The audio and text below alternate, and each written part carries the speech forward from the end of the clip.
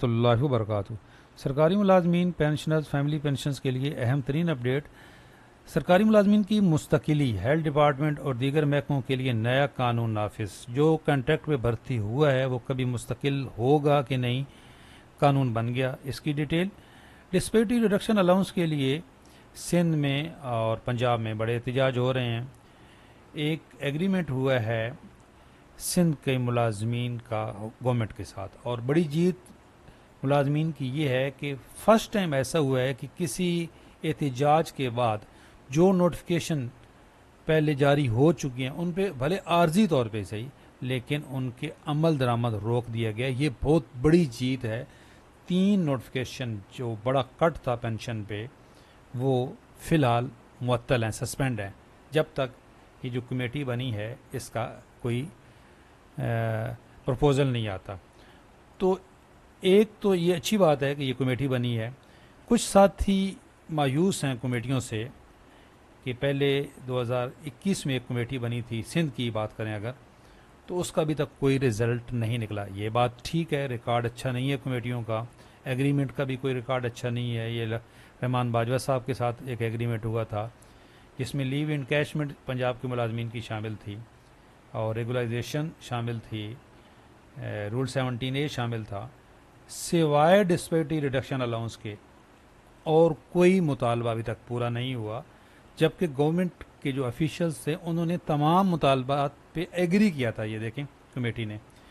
तो मुलाजमीन भी सच्चे हैं कि जी कमेटियों का कोई रिज़ल्ट अच्छा नहीं निकलता। ये 2024 में एक कमेटी बनी थी house rent medical convince allowance के में इजाफे के लिए, कोई अभी तक रिज़ल्ट नहीं निकला।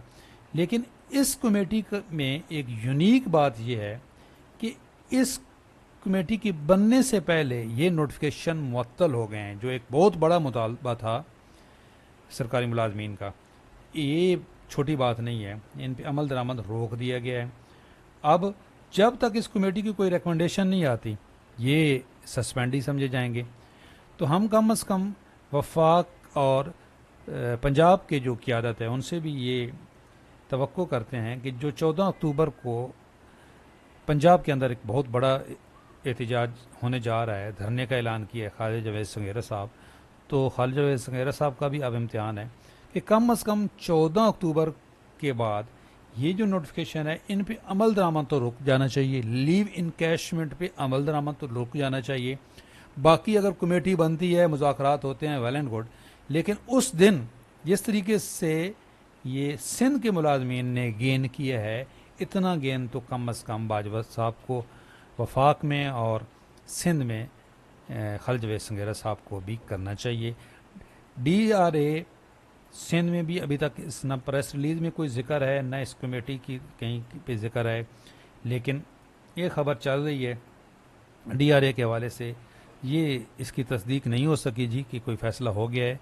जब तक इस तरह का कोई ऑफिशियल प्रेस रिलीज़ नहीं आता कुछ नहीं कह सकते। DRA का मामला सिंध में भी अटका हुआ है। अब बात करते हैं जी कंट्रैक्ट। तो पंजाब हुकूमत ने जी अब कानून तब्दील कर लिया है। अब कोई उम्मीद नहीं है, कंट्रैक्ट पर भर्ती मुलाजिम अब कभी मुस्तकिल नहीं होगा। पंजाब रेगुलेशन सर्विस एक्ट 2019 मनसूख करने की मंजूरी दे दी गई। अब इसी रूल के तहत रेगुलर होते थे जो कॉन्ट्रैक्ट पे भर्ती होते थे मुलाजमीन, अब वो रूल ही मनसूख करने की मंजूरी हो गई है। तो ना, अब जब रूल ही कोई नहीं होगा तो जो मुलाजमीन है वो कभी रेगुलर नहीं हो सकेंगे। पंजाब हुकूमत ने महकमा सेहत और दीगर सरकारी महकमों में मुलाजमीन की मुस्तकिली के हवाले से नया फ़ैसला कर लिया है। नए फ़ैसले से सरकारी ख़जाना पर तनख्वाहों और पेंशन का बोझ कम होगा।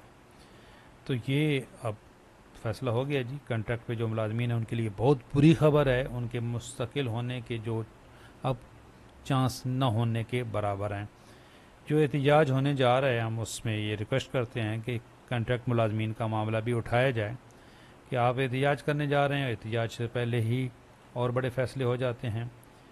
कम अज़ कम जो सिंध के मुलाजमीन की जो यूनियंस हैं उन्होंने जितना हासिल किया है, कम अज़ कम खालिद जावेद संघेरा साहब आपको लोग साथ भी देते हैं, लोग आ भी जाते हैं, लेकिन बहुत मायूसी होती है जब कुछ लिए बगैर आप धरना या एहतजाज ख़त्म कर देते हैं। उम्मीद करते हैं अब ऐसा नहीं होगा, और अच्छी बात तो ये है कि सारे मिल के कोई एहतजाज करें ताकि कोई उसका नतीजा निकले।